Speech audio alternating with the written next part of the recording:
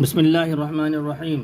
معاون اردو چینل میں آپ کا خیر مقدم ہے۔ آج معاون اردو قاعدے کا سبق نمبر 41 تنوین۔ تنوین دو زبر دو زیر دو پیش کو کہتے ہیں۔ نون ساکن اور تنوین کی آواز برابر ہوتی ہے۔ پہلے ہجے پھر رما پڑھتے ہیں۔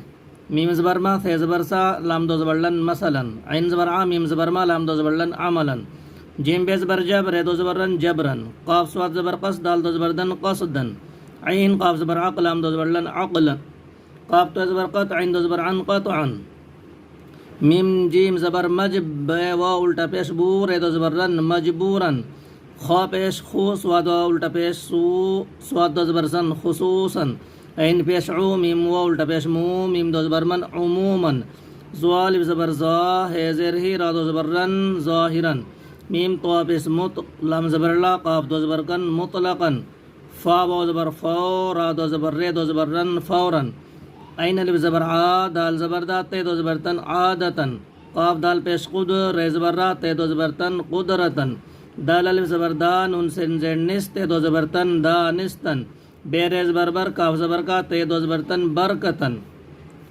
مثلا عملا جبرا قصدا عقلا قطعا، مجبورا خصوصا عموما ظاہرا مطلقا فورا، عادتا قدرتا دانستا برکتا، فورا جاؤ، قرآن پاک پڑھو، قصدا نماز چھوڑنا حرام ہے۔